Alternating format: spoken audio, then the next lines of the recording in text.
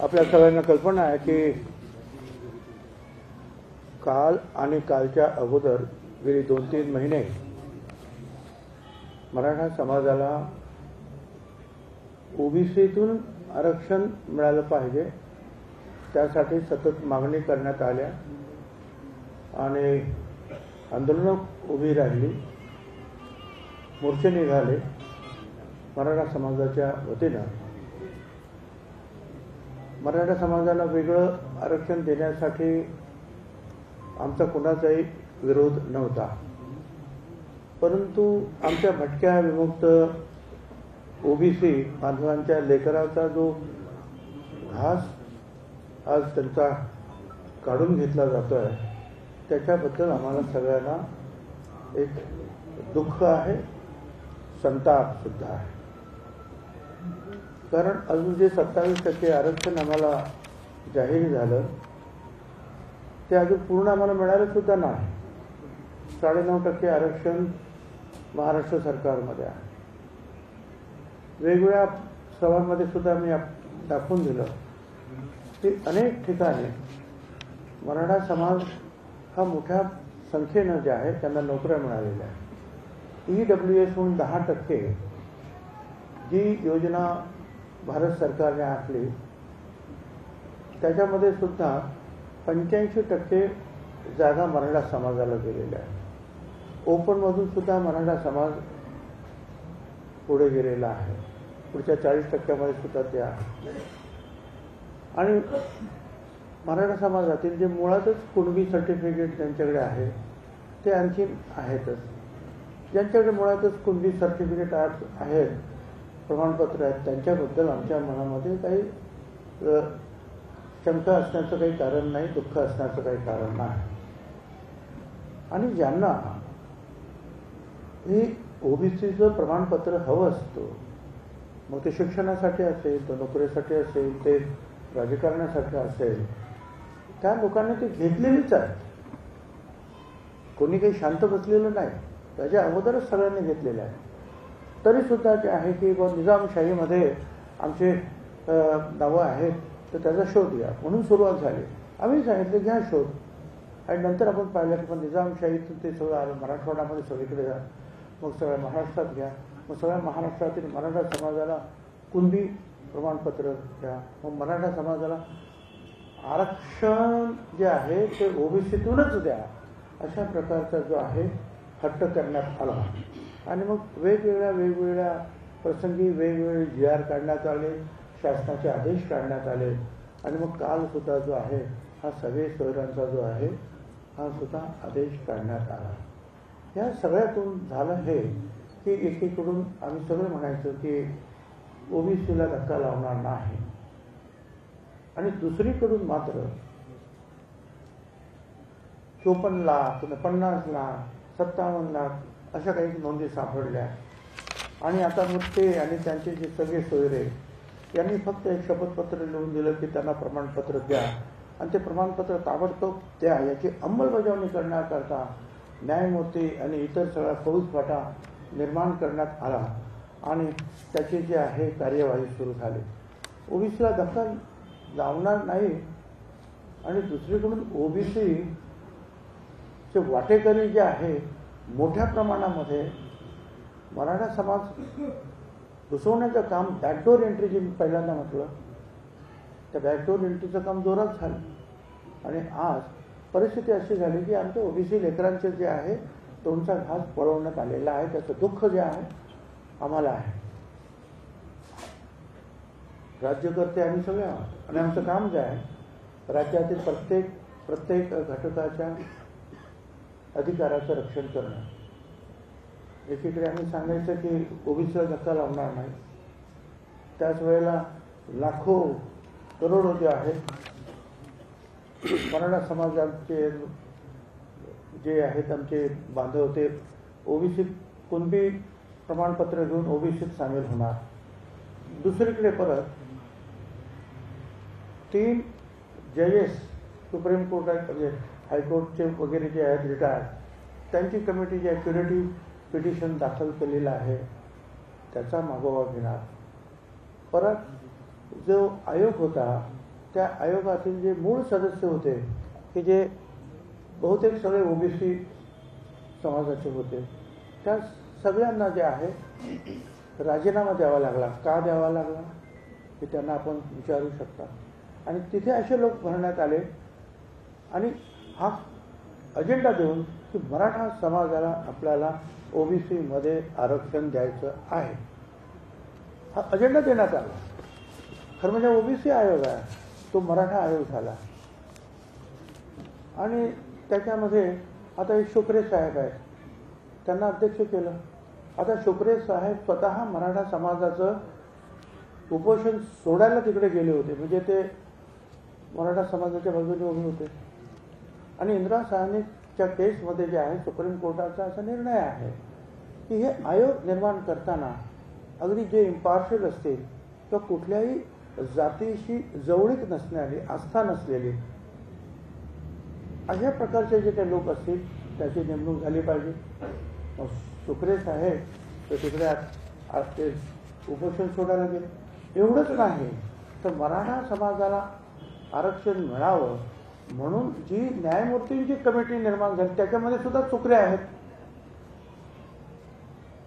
म्हणजे मराठा समाजाला जे आरक्षण जे मिळालं पाहिजे त्याच्यासाठी जो वेगळा दुसरा कार्यक्रम सुरू झालेला आहे न्यायमूर्ती शिंदे यांच्या अध्यक्षतेखाली, त्या समिती सुद्धा शुक्रे आहे.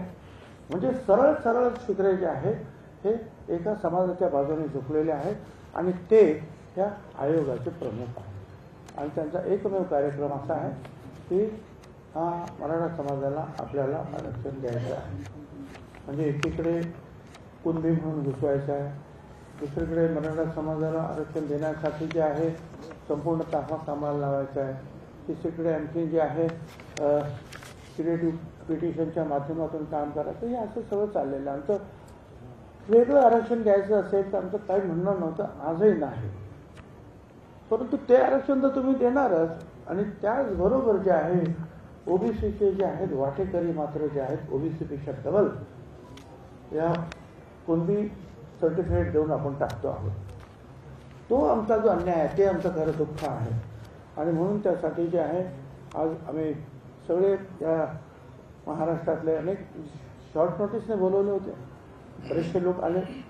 त्याच्यामध्ये आमदार गोपीचंद पडळकर आहेत, माजी आमदार राम शिंदे, माझे मंत्री पण नारायणराव मुंडे, शबीर अन्सारी साहेब, महेश चौधरी, लक्ष्मण हाटे, कल्याण दळे, सत्संग मुंडे, दौलतराव शितोळे, असे अनेक जे आहेत प्रमुख मंडळी, राजाराम साळवी, राजाराम पाटील, बी डी चव्हाण, डॉक्टर स्नेहा सोनकाटे, संयामरे, बसवराज कौळखेडकर, अरुण खरमाटे, राजाभाऊ नागरे, सुनील मेटे, हे वेगवेगळ्या समाजाचे सगळे नेते आहेत. आणि नंतर सुभाष राऊ, दिलीप खैरे, दिवाकर गमे, कर्डक, वालबुते, शंकरराव लिंगे, डॉक्टर नागेश गवळी, प्रितेश गवळी, तुकाराम मिडगर, पांडुरंग शिंदे आणि इथे आणखी काही नावं राहिली पण असतील. प्रकाश शेंडगे जे आहेत ते एका मिटिंगमध्ये आहेत. जानकर साहेब जे आहेत ते बेळगावमध्ये आहेत, त्यांचे सुद्धा निरोप आले, ते उद्या येऊन भेटणार. तर ही सगळी मंडळी जी आहेत आम्ही इथे आज भेटलो. बरीचशी चर्चा झाली आणि एक प्रकारचं दुःख, संताप निर्माण व्यक्त करण्यात आला. वेगवेगळ्या आमच्या अनेक जवळजवळ 70पेक्षा 75 तरी इथे वेगवेगळ्या समाजाचे, सगळे वेगवेगळ्या समाजात, लहान लहान समाजाचे सुद्धा सगळे नेते आहेत, त्यांनी इथे व्यक्त केला. काही आम्ही ठरावसुद्धा इथे मंजूर केले. ठराव क्रमांक 1 आहे, महाराष्ट्र शासनाने मराठा आरक्षणासंदर्भात सगळे सोयरे या शब्दाची व्याख्या बदलून मराठा समाजाला कुणबी प्रमाणपत्र देण्यासाठी महाराष्ट्र शासन राजपत्र असाधारण भाग 4ब दिनांक 26 जानेवारी 2024 नुसार मसुदा काढला आहे. यामुळे ओबीसी समाजाचे भीतीचे वातावरण निर्माण झाले असून आपला हा निर्णय मूळ ओबीसीवर अन्याय करणारा आहे. त्यामुळे 26 जानेवारी 2024चा हा राजपत्राचा मसुदा रद्द करण्यात यावा असा ठराव या ठिकाणी संमत करण्यात आला. ठराव क्रमांक 2 संमत करण्यात आला.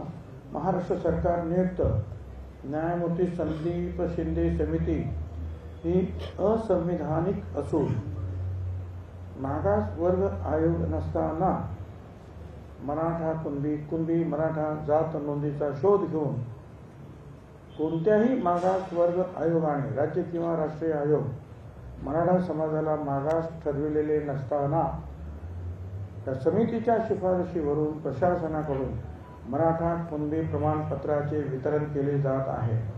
सदर मराठा कुणबी मराठा प्रमाणपत्राचे वितरणाला स्थगिती देण्यात यावी असा ठराव करण्यात येत आहे.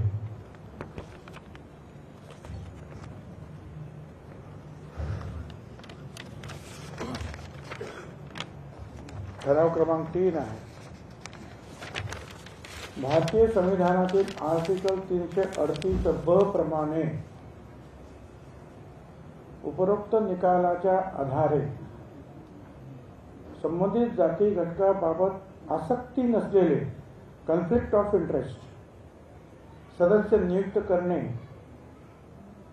अपेक्षित असताना न्यायमूर्ती सुनील सुकरे, ओमप्रकाश जाधव, प्राध्यापक अंबादास मोहिते या मराठा आरक्षण या विषयाबाबत आसक्ती असलेल्या व्यक्तींचा मागास वर्ग आयोगावर बेकायदेशीर पद्धतीने नियुक्त्या केल्या. त्याचबरोबर मागास वर्ग आयोगाचे सदस्य आणि अध्यक्ष हे इंदिरा सहानी खटल्यातील निकालाप्रमाणे संबंधित जातीशी आसक्ती असलेले नसावे असे अपेक्षित असताना मागास वर्ग आयोगाचे नवनियुक्त अध्यक्ष सुनील सुकरे हे मराठा समाजाचे सक्रिय ॲक्टिव्हिस्ट कार्यकर्ते आहेत. त्यामुळे राज्य मागास वर्ग आयोग व न्यायमूर्ती शिंदे समिती रद्द करण्यात यावी असा ठराव करण्यात येत आहे. हे आम्ही 3 ठराव इथे मंजूर केले, ते आम्ही शासनाला पाठवू. आणि माझ्या तमाम ओबीसी बांधवांना, भगिनींना, तरुणांना विनंती आहे की आपल्या मुलाबाळांच्या भविष्यासाठी आपण सगळ्यांनी बाहेर पडलं पाहिजे, एकत्रित आलं पाहिजे, गट तट बाजूला ठेवले पाहिजे. 374 ज्या जाती आहे एकत्रित त्यांनी आपली शक्ती दाखवली पाहिजे. आणि त्यासाठी 1 तारखेला आपापल्या आमदार, MLA किंवा MLC किंवा खासदार आणि तहसीलदार यांच्याकडे जाऊन ओबीसी आरक्षणाचा बचाव करावा या संदर्भातल्या मागण्या त्यांच्याकडे देतील. त्यांच्याकडे पुढे जे आहे आपापल्या पद्धतीनं जे आहे त्या मागण्या मांडण्याचा प्रयत्न करतील. लाखोच्या संख्येने जे याच्यामध्ये त्या सगळ्या ओबीसी बांधवांनी बाहेर पडलं पाहिजे. आणि हा कार्यक्रम सगळ्या आमदार खासदारांना कळलं पाहिजे की ओबीसी भटक्या विमुक्त हे सुद्धा या राज्याचे नागरिक आणि मतदार आहे, ज्यांची राजकीय पक्षांना आणि निवडणूक लढवणाऱ्यांना गरज आहे. त्यामुळे त्यांच्याकडे सुद्धा जाऊन आपण ही मागणी केली पाहिजे. ही मागणी करत असताना सर्व मराठा असतील, ओबीसी असतील, दलित असतील, आदिवासी असतील, कुणी असतील आमदार, त्या सगळ्यांकडे त्या मतदारसंघातील लोकांनी हजारो लाखोच्या संख्येनं बाहेर पडून जायचं आहे.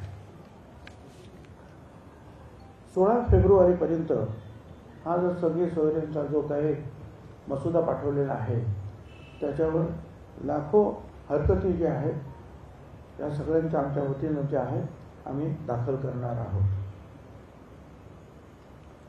3 फेब्रुवारीला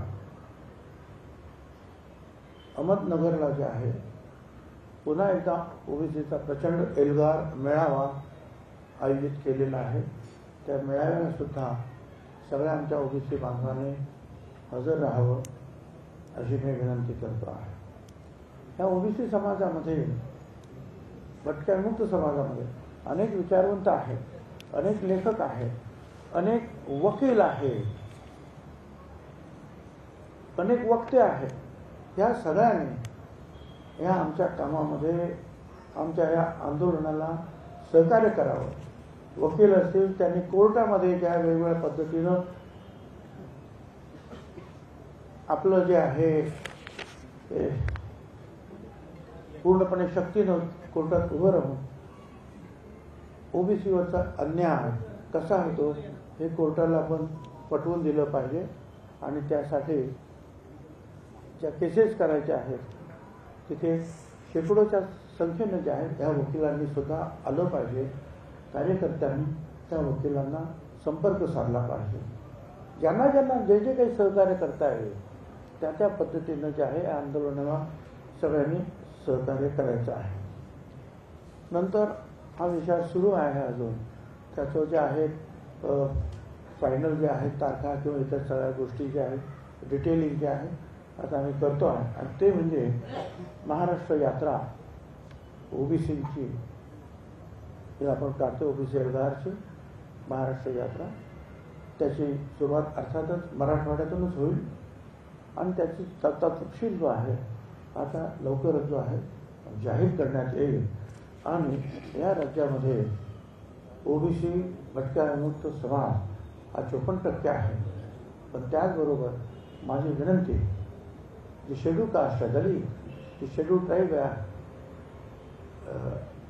आदिवासी आणि इतर समाजाचे जे लोक आहेत त्या सगळ्यांना माझी विनंती आहे की हे आक्रमण जे आहे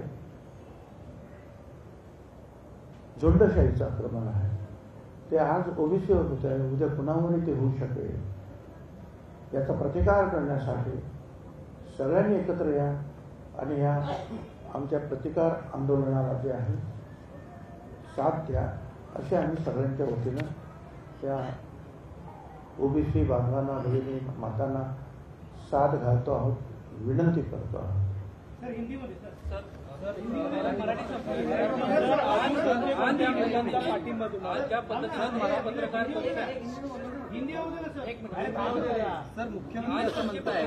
चलो हिंदी करेंगे. देखिए आज जो है गए 3 महीने से अरे ठीक है कल 3 महीने हुए हैं जो आंदोलन मराठा समाज के कुछ लीडरान जो है उन्होंने शुरू किया है. पहले तो सिर्फ कहा था कि भाई निजाम शाही में जो हमारे कुछ नाम जो है कुंडी करके है तो उसकी खोज की जाए और हमको आरक्षण दिया जाए. सरकार ने उसको मान्यता दी तो एक कदम और आगे बढ़ा. इस पूरे जो मराठवाड़ा में जितने भी मराठा है उनको कुंडी सर्टिफिकेट दिया जाए और ओबीसी में दिया जाए. फिर कहा गया कि पूरे महाराष्ट्र में जो है जितने मराठा लोग हैं उनको कुंडी सर्टिफिकेट दिया जाए. फिर कहा गया कि हमको जो आरक्षण चाहिए वो ओबीसी में ही चाहिए. हालांकि ये आरक्षण महाराष्ट्र में 4 पिछले जो आयोग हुए उन्होंने उसको नकारा है. इतना ही नहीं सुप्रीम कोर्ट ने भी ये मांग को जो है मंजूरी नहीं दी. इसके बावजूद जो है कई जो है फॉर्मर जस्टिस है कई उनकी कमेटी की गई. कई जो आयोग था उनके जो ओबीसी के सदस्य जो है वो उन्होंने इस्तीफा देने के लिए उनको मजबूर किया गया. फिर वहाँ ऐसे लोग लाए गए और यही प्रोग्राम दिया गया कि मराठा समाज को जो है आरक्षण देना है और अलग रास्ते जो है अपनाए गए. एक तरफ से जो है कुंडी सर्टिफिकेट 54 लाख लोग अब कहते हैं 54 कोई कहता है कि 57 लाख लोग इनकी जो है खोज हुई है और उनके जो भी जो फैमिली मेंबर्स है या लंबे तक उनको भी जो है वो कुंडी सर्टिफिकेट दिया जाएगा और वो सारे जो है ओबीसी में आ जाएंगे. मतलब करोड़ों की संख्या है. अब इतने लोग आते हैं तो जो ओरिजिनल जो ओबीसी है जो भटका है जीजेएनटी जो है इन सब का जो आरक्षण जो है खत्म हो जाएगा. तो सिर्फ पॉलिटिकल आरक्षण खत्म होता है ये नहीं है. जो नौकरियां है शिक्षा है एजुकेशन है ये सब आरक्षण जो है ओबीसी का खत्म हो रहा है. और इसके लिए जो अलग अलग स्तर पर जो है लोग नियुक्त किए गए और जो भी मांगे आगे उन्होंने रखी, उसको मान्यता देने का काम हुआ। अब अगर ऐसे लाखों लोग जुटाकर और शक्ति प्रदर्शन करते हैं तो अगर कुछ भी मांगे अगर मंजूर होती है तो आज ये हमला ओबीसी के ऊपर हो सकता है, तो शेड्यूल कास्ट के ऊपर, शेड्यूल ट्राइब के ऊपर भी हो सकता है और कुछ भी हो सकता है। अगर सरकार झुकती है लाखों लोगों के सामने तो फिर कुछ भी हो सकता है। मगर ये भूल रहे हैं हम लोग कि इसी राज्य में है 54% ओबीसी है, दलित है, आदिवासी है, दूसरे लोग हैं। इन सब के ऊपर जो है अन्याय हो रहा है। इसके खिलाफ आज महाराष्ट्र से अलग अलग जाति के जो लीडर है, एमएलए हैं, पॉलिटिकल दूसरे कुछ सरकारी अधिकारी हैं, अलग अलग संगठन हैं, उनके लोग करीबन 70-80 लोग यहाँ जमा हुए एक शॉर्ट नोटिस देने के ऊपर, और उन्होंने जो है इसका विरोध किया है। और आगे जो है ये भी कहा है हम लोगों ने कि 1 तारीख को सारे एमएलए, एमएलसी, एमपी और तहसीलदार इनके ऊपर जो है मोर्चे लेकर जाएंगे, मोर्चा लगाएंगे और उनको कहेंगे कि हमारा ओबीसी का आरक्षण बचाओ। दूसरा जो हमने कहा है कि 1 फरवरी को जो है हम लोग 1 फरवरी को ये प्रोग्राम करेंगे मोर्चा लगाने का।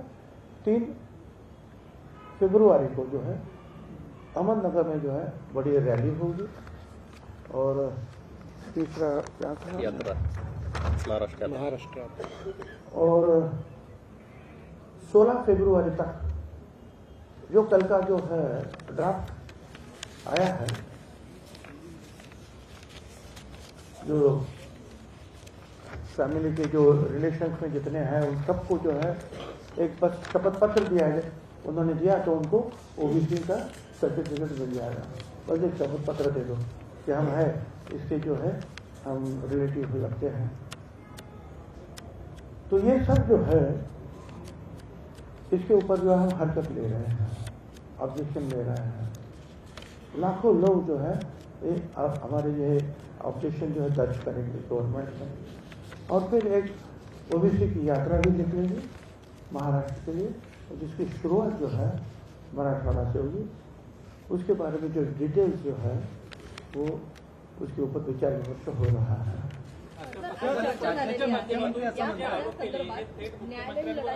आजच्या पत्रकार परिषदेच्या माध्यमातून तुम्ही वेगवेगळे आरोप केले, सुप्रीमची नियुक्ती असेल किंवा ज्या पद्धतीनं प्रमाणपत्र देण्यासंदर्भात अधिसूचना काढणं असेल, हे सगळं मुख्यमंत्र्यांच्या आदेशानं झाले, हे तर सर्वांना मान्य आहे। पण असं असताना कुठं तुम्हाला विश्वासात घेतलं गेलं नाही का? अशी काही परिस्थिती होती? मला विश्वासात घेतलं ते एका पहिल्यांदा की ज्या वेळेला ते म्हणाले की निजामशाहीमध्ये काही लोकांच्या नोंदी आहेत, तर ते आपल्याला नोंदी त्यांना ते शोधून त्यांना आपल्याला कुणबी सर्टिफिकेट द्यायचं आहे। म्हटलं काही हरकत नाही, कुणबी म्हटल्यानंतर ते ओबीसी होतात, त्यांची जर नोंद असेल तर त्यांना अवश्य द्यायला पाहिजे, माझा त्याला विरोध नाही। मी त्यांना हेही सांगितलं की मराठा समाजाला वेगळं आरक्षण द्या, त्याच्यासाठी जे काही प्रयत्न करायचे ते करा, आमचा त्याला पूर्ण पाठिंबा आहे। ही चर्चा माझी झालेली आहे, पण बाकी मग त्याची जी व्याप्ती वाढत जी गेली त्याच्याबद्दल माझी काही चर्चा झाली नाही। ऐकतोय, बघतोय, पण चर्चा अशी नाही। तुम्ही वेगळा काही निर्णय घेणार का जर मुख्यमंत्री ऐकत नसतील किंवा ओबीसीवर एवढ्या मोठ्या प्रमाणात अन्याय होणार असेल? आज सर्व ओबीसीचे प्रतिनिधी एकत्र आलेले आहेत, काही वेगळा निर्णय घेण्याचे काय? हे आता वेगळेच निर्णय आहेत ना, ते ठराव घेतलेले आहे, हे वेगळेच निर्णय आहे। आणि हे सगळे जे आहेत जे आता मोर्चे वगैरे लागणार सगळे वेगळे निर्णय आहेतच ना। सर, मुख्यमंत्री असं म्हणतात, संजय राऊत म्हणतात की तुम्ही सरकारमधून बाहेर पडणार। असं काही मी जे काय करायचं आहे, जे बोलायचं ते बोलतोय, माझा पक्ष ठरवेल, मुख्यमंत्री ठरवतील। सर, मुख्यमंत्री असं म्हणतायत की तुम्ही तो अध्यादेश शांतपणे वाचला पाहिजे, त्यानंतर तुमचे जे गैरसमज आहेत ते दूर होतील, अशा पद्धतीची प्रतिक्रिया मुख्यमंत्र्यांनी दिली। बरोबर आहे, काल रात्रीपासून आम्ही तेच काम करतोय, शांतपणे वाचतो आणि शांतपणे बोलण्याचं सुद्धा काम करतो आम्ही, ते केलं। आणि म्हणून आम्हाला जे ते वाटलं हे सगळ्यांना थोडंसं, त्याच्यामध्ये काही वकील आहेत, काही डॉक्टर्स आहेत, काही राजकीय पुढारी आहेत, काही संघटनांचे नेते आहेत, सगळ्यांची चर्चा केल्यानंतरच मी तुमच्याशी बोलतोय. माझं मत जे मी मांडलंय हे आमच्या सगळ्यांचं मत आहे, माझ्या एकट्याचं मत नाही आहे, ते आमचं सगळ्यांचं मत आहे. सर न्यायालयीन लढाई कशी असणार याच्यामध्ये? आम्ही ते करणार, सुरू आहे. काही त्याच्याबद्दल काही पावलं टाकण्यात आलेली आहेत, काही पावलं ज्यात उद्यापासून पडतील. जसं तुम्हाला असे म्हणतात की जोपर्यंत सरसकट म्हणजे ज्या पद्धतीने सगळे सोयऱ्यांना जे प्रमाणपत्र देत नाही तोपर्यंत आंदोलन पुन्हा एकदा सुरू होईल. तो त्यांचा प्रश्न आहे, जसं तो त्यांचा प्रश्न. त्यांच्यावर मला काय मी कशाला बोलू? आणि ते काय बोलतात ते सध्यापर्यंत आतापर्यंत ते होत आलेलंच आहे. त्यामुळे ते कुठेतरी आता हे थांबलं पाहिजे आणि जे चुकीचं झालं आहे ते सुधारलं गेलं पाहिजे. आमचं आरक्षण वाचवा. आम्ही कोणाचं द्या म्हणत नाही. आम्ही भटक्या विमुक्तांनी ओबीसीचं आमचं आरक्षण, आमचा हक्क वाचवा एवढीच साथ जी आहे आम्ही सरकारला आणि जनतेला घालतो आहोत. सर तुमच्या मात्र वारंवार एक असं होतं की ओबीसी समाजाला आरक्षण आहे ते कुठलाही धक्का लागणार नाही असं वारंवार सांगितलं जातंय. मात्र मग मला तुम्ही सांगा, तुम्ही मला उत्तर द्या की तुम्ही 4 लोक आहेत, एक कॅमेरा वापरतायत, तुमचा तो हक्क जे आहे त्याला धक्का लागणार नाही आणि दुसरे आणखीन 10 त्याच्यामध्ये टाकले, मग काय होणार? 4चे 14 होणार. मग तो कॅमेरा कोणी वापरायचा? साधी गोष्ट आहे. धक्का तर तुम्हाला दिला नाही, पण 10 तुमच्या शेजारी आणून बसवले, मग झालं वाटप. सर विजयंती आणि ओबीसी प्रवर्गाचं आरक्षण कसं काय होतं असा माझा प्रश्न. काय विजयंती जर मराठ्यांना 19% ओबीसी प्रवर्गात घेतलं जात असेल तर विजयंती जी आणि इतर ओबीसीचं प्रवर्गाचं आरक्षण आहे ते कसं होतं? जरांगीने प्रश्न. रद्द असं होईल की केंद्रीय नोकऱ्यांमध्ये फक्त ओबीसी ओळखला जातो, तिथे याला ब्रॅकेट वगैरे टाकलेले नाही. नंबर 1. नंबर 2, निवडणुकीला फक्त ओबीसी ओळखला जातो, जात ओळखली जात नाही. ब्रॅकेट फिजिएंटी नाही, फिजिएंटी पण नाही राजकारणात. विजयंती वगैरे सगळं फक्त ओबीसी. बरोबर. असंच राजकारणाचं त्याला स्वरूप आहे. कुठच्या निवडणुकीला उभं राहायचं असेल तर स्थानिक स्वराज्य संस्थेच्या आणि केंद्र सरकारच्या काही नोकरी किंवा शिक्षण याच्या बाबतीमध्ये हवं असेल तर ते ओबीसी म्हणून मिळतं. संदर्भात या पद्धतीनं तुम्हाला विश्वासात घेतलं नाही, त्याच पद्धतीनं दोन्ही उपमुख्यमंत्र्यांनी घेतलं नाही का? कारण ते दोघंही कालच्या निर्णय मला जे बोलायचं ते बोललो आणि जे बोलायचं ते बोलत असतो आणि तुम्ही मी जे काय बोलतो ते ऐकतात आहे. त्यांना काय बोलायचं, काही लोक माझ्याशी सहमत नाही म्हणून म्हणतात, तर नाही सहमत आहे. माझं हे मत आहे, आमच्या सगळ्यांचं हे मत आहे, हे मी तुमच्यासमोर सांगतो. आता आणखी तुम्ही मुख्यमंत्र्यांची भेट घेणार आहात काय? सगळ्यांना घेऊन आक्रोश त्यांच्यासमोर मांडणार आहात? नाही, त्यांनी जर बोलवलं आम्हाला चर्चेला तर आम्ही जरूर जाऊ, आमचं म्हणणं मांडू. पण एक लक्षात ठेवा, आम्ही हे जे इथे आलो निर्णय घेतले तर आम्ही अनेक सभांमधून जाहीरपणे सांगितलेलं आहे की या ओबीसीवर जे आहे बॅकडोर एंट्रीचा कार्यक्रम तुम्ही राबवू नका. ओबीसीमध्ये बॅकडोर एंट्री करू नका. हे सातत्याने आम्ही जे आहे प्रत्येक लाखो लोकांच्या मीटिंगमध्ये सांगतो आणि तरीसुद्धा हे चालूच आहे. मग आता आम्ही काय करावं तरी काय तुम्ही सांगा. सर अनेक नेते टीका करतात आहेत, पण जेव्हा सामान्य माणसांच्या प्रतिक्रिया आम्ही स्वतः घ्यायला गेलो होतो तेव्हा असं म्हटलं जातं की निवडणुका आल्या की धर्माचं राजकारण किंवा जातीचं राजकारण महाराष्ट्रात आता व्हायला सुरुवात झालेली आहे. याकडे कसं बघतात सामान्य माणसं? माझं राजकारण जे आहे हे 35 वर्षापासून ओबीसीसाठी मी करतो आहे. शिवसेना सोडली त्यावेळेस तुमचा कदाचित जन्म नसेल झाला, ती परिस्थिती कशी असेल त्यावेळेची. आता शिवसेना सोडणं सोपे आहे त्यावेळेला. तर तेव्हापासून मी लढत आलेलो आहे आणि लढतो आहे. मी ते लढणार, निवडणूक किंवा न निवडणूक मला काही फरक पडत नाही. सर, महाराष्ट्रामध्ये जे आहे एका बाजूला आपण बघतो की मनोज जरांगे पाटील यांना सुद्धा मुख्यमंत्री एकनाथ शिंदे यांच्याचकडनं अपेक्षा होती. आता महायुती सरकारमध्ये असं झालंय का की मराठा समाज जर आंदोलन करत असेल तर मराठा मुख्यमंत्रीकडनंच न्यायाची अपेक्षा करणार आणि ओबीसी समाज हा ओबीसी मंत्र्यांकडनंच अपेक्षा करणार. आणि हे सगळं होण्याच्या पूर्वी सर्व नेत्यांची सर्वपक्षीय बैठक जी आहे ती सह्याद्रीमध्ये पार पडली होती, ज्याच्यामध्ये तुम्ही सुद्धा उपस्थित होता. तर सरकारमध्येच समन्वय नसेल आणि जर फक्त प्रत्येक समाजाने त्याच्या समाजाच्या नेत्यांकडनंच न्यायाची अपेक्षा करायची असेल तर सरकारमध्ये नेमकं चाललंय का? त्यावेळेला सुद्धा हे सांगण्यात आलं की ओबीसी समाजाला धक्का लागणार नाही. म्हणजे ऐकून मुख्यमंत्री वेगळं आरक्षण देऊ, बरोबर ना? मग वेगळं आरक्षण द्या. मग कुणबी सर्टिफिकेट सगळ्यांना आम्ही ओबीसीतूनच आरक्षण घेणार आणि कुणबी सर्टिफिकेट घेणार हा आग्रह धरून 57 लाख लोक आणि त्यांचे सगळे सोयरे यांना देण्यासाठी मुंबईच्या विषयावर आपण मोर्चे घेऊन आलात आणि ताबडतोब त्याची मान्यता आपण द्यायला लागलो आणि त्याप्रमाणे सर्टिफिकेट द्यायला लागलो. मग मला सांगा ओबीसीला धक्का लागला नाही का? त्याचं उत्तर तुम्हीच द्या ना. सीएम हे मराठा असल्यामुळे ओबीसी समाजाकडे लक्ष देत नाहीये. पुढे तर दुसरा प्रश्न असा आहे की काल मुख्यमंत्र्यांनी मनोज जरांगे पाटील यांच्या हातामध्ये कागद दिला. तुमचं असं म्हणणं आहे की बॅकडोर एंट्री होतीये. प्रत्यक्षात मराठा समाजाला आरक्षण मिळेल का आणि मिळेल का? किती म्हणजे सोपं ही संपूर्ण प्रक्रिया? असं आहे की मराठा समाजाला आरक्षण मिळावं म्हणून क्युरेटिव्ह पिटिशन दाखल केलेलं आहे. 2 वेळा तो प्रयत्न झाला. कायदा बनवण्यात आले. एकदा पृथ्वीराज चव्हाण मुख्यमंत्री असताना, एकदा फडणवीस साहेब मुख्यमंत्री असताना. दोन्ही वेळेला मी पाठिंबा दिला की कुठल्याही इतर समाजाच्या आरक्षणाला धक्का न लावता मराठा समाजाला आरक्षण द्यायचं आहे. मग हायकोर्टापर्यंत ते टिकलं. फक्त सुप्रीम कोर्टात अडचण आली. तर तेवढी सुप्रीम कोर्टातली अडचण तुम्ही सोडवली तर प्रश्न मिटला असता. पण तुम्ही म्हटलं नाही, सगळ्यांना कुणबी सर्टिफिकेट द्या, सगळ्या मराठा समाजाला ओबीसीमध्ये आरक्षण द्या. हा शेवटचा मुद्दा घेऊन ही मंडळी आली आणि मग त्यासाठी जे करायचं आहे ते सरकारकडून केले गेले असं दिसतं. सर, हे ओबीसी प्रमाणपत्र देऊन आता ज्या येणाऱ्या स्थानिक स्वराज्य संस्थांच्या निवडणुका आहेत, आता अनेक मराठ्यांकडे ओबीसी हे प्रमाणपत्र असेल, त्यामुळे हा स्थानिक स्वराज्य संस्थांमध्ये ओबीसीला हा राजकारणात सुद्धा धक्का द्यायचा एक दावा आहे. नाही, ते राजकारणातलं तर 100% ओबीसीचं आरक्षण संपलंच आहे. आता गेलं आता. पण तिथे सगळे कुणबी मराठा कुणबी आणि कुणबी ही सर्टिफिकेट घेतलेले लोक जे आहेत उभे राहणार. एकही भटका विमुक्त, एकही कोणीच निवडून आता येणार नाही. आमचा संपला विषय आमचा. पण तो शिक्षणात आणि नोकरीमध्ये सुद्धा संपल्यासारखा आहे. म्हणून तर हा आक्रोश आहे.